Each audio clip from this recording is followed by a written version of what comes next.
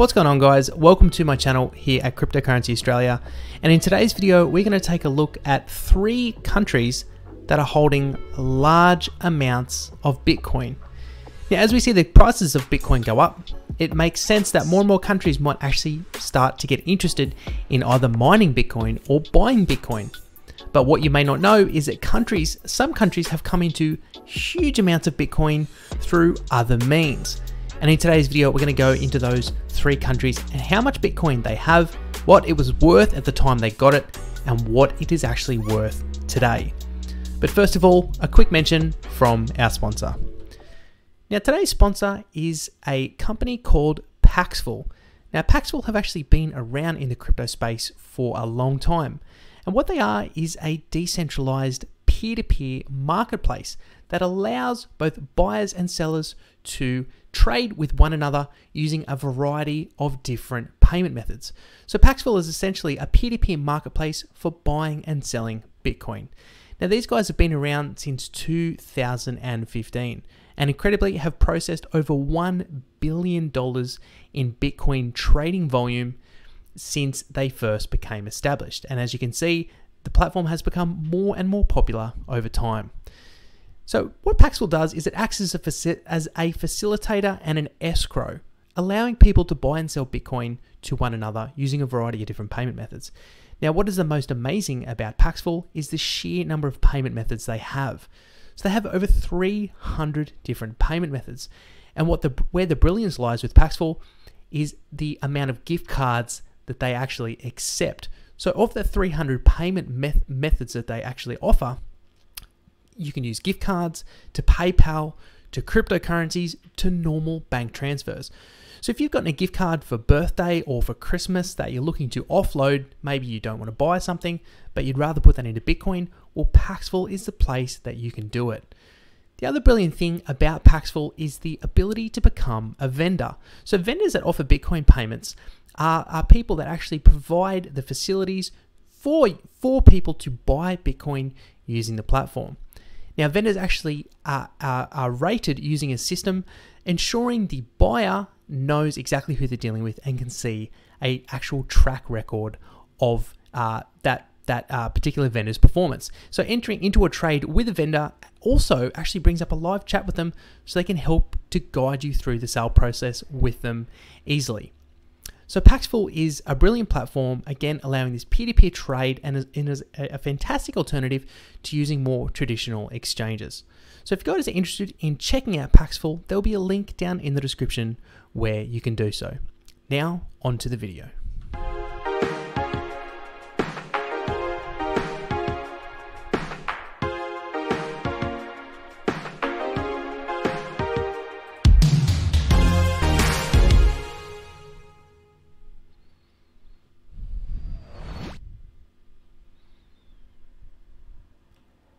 Now, the first major country that owns Bitcoin and a significant amount of Bitcoin may actually come as a surprise, because this country is Israel.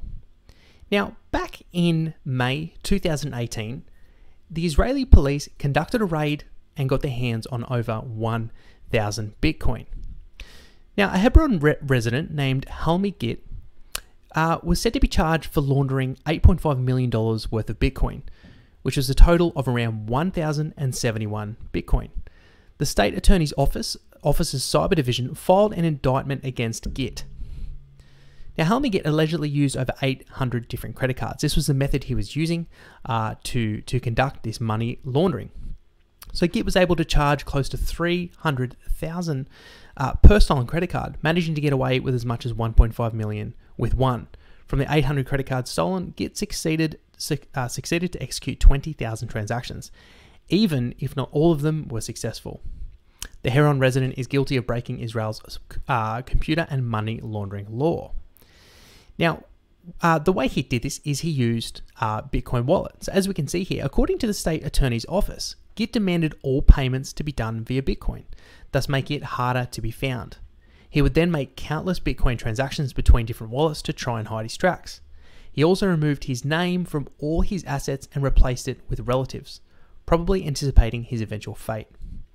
At the moment, his Bitcoin wallet is seized and might be confiscated by the government at the end of his trial. if Git ends up convicted, his wallet contains a total of 1,071 Bitcoin, which is worth roughly $8.5 million at the moment. And this was the time this article was written.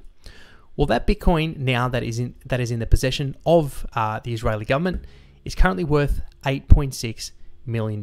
So that's quite a significant amount. Now on to the next country that owns a significant amount of Bitcoin, and that is the United States.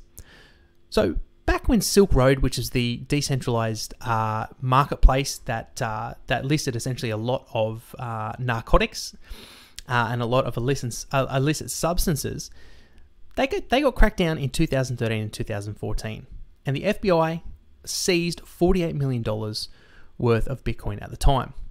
Now, the total amount of Bitcoin was a staggering 144,336 Bitcoin, which when they sold it was worth $48 million. Now, it says here that while the government had already sold the Bitcoins in a series of auctions in 2014 and 2015, the creator of Silk Road, Ross Ulbright, had challenged the legality of the forfeiture.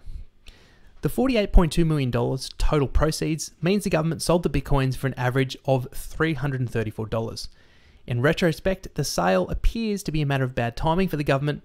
The price of Bitcoin was as high as $1,000 by the end of 2013, before the digital currency went into a prolonged slump until mid-2016 when it began to soar. The current price at the time of the article was written was $4,400, meaning the Justice Department would have made around $630 million had the sale taken place today.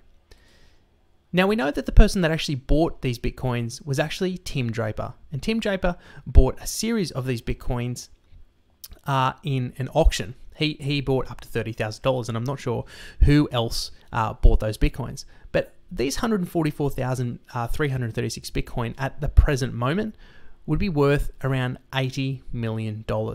So even after the prolonged bear market we had, these Bitcoins would be worth a significant amount had the US government had actually held them. Now, even though the US government had sold them, they have come into a lot of other Bitcoin since that time. So we can see here over on Investopedia, how many Bitcoins is the US government holding? The forfeiture.gov site, which records Justice Department administrative, civil, and criminal forfeiture actions, should typically be the place to find out more about the total number of Bitcoins held by the government. But according to the Fortune report, there is a lag between the publication date of an online report and the date of seizure. Reports are also not archived online, and paper copies are not made. Bitcoin addresses linking wallets to owners are also not available. Multiple agencies have seized Bitcoin over the years, making the state of affairs even more confusing. The absence of traceability for the government's Bitcoin stash has serious repercussions for the overall Bitcoin ecosystem, because it means that it is difficult to ascertain and establish ownership of the cryptocurrency, which is based on principles of transparency. Now, over here on the forfeiture.gov site, we can actually do a search on Bitcoin, and we can see that there was a number of records that were filed recently that shows that the number of Bitcoin seized by the government is still increasing even to the present day. So we can see a recent one here that was seized on March the 4th, 2019. They'll manage to seize 26.3765 Bitcoin in a particular case. And as we go down, we can see more and more. So we can see this one seized 3 Bitcoin. The next one down does not give an amount. The next one down gives 1.5 Bitcoin. And the next one down 0.47, and so on and so forth. But as the previous article from Investopedia mentioned, some of these records may be being filed quite late, and it is difficult to ascertain exactly how much Bitcoin the government actually holds.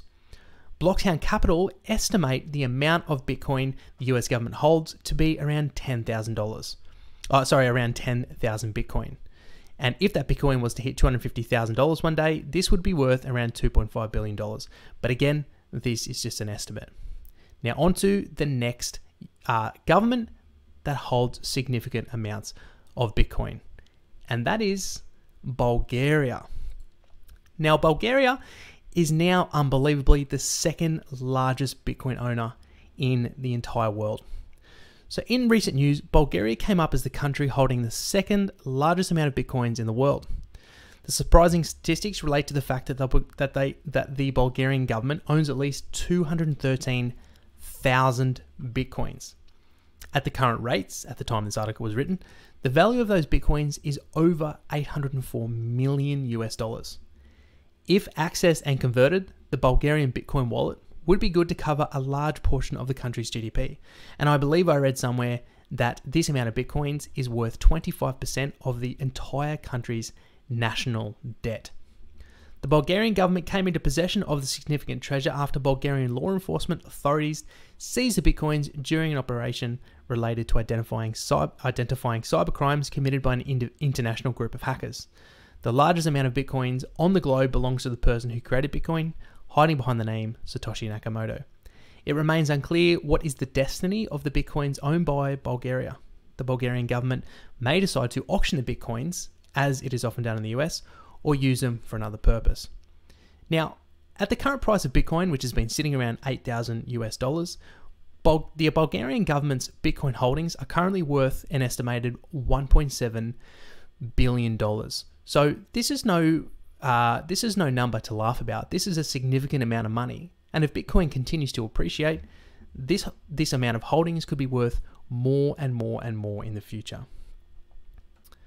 So that's it for the video, guys. I hope you enjoyed this video on 3 major governments that hold Bitcoin. In the future, I'm going to do a video on 3, perhaps even 5 countries that are becoming hugely pro-Bitcoin in terms of both mining, adoption, and other regulatory changes as well, encouraging people to own and hold Bitcoin in these particular countries.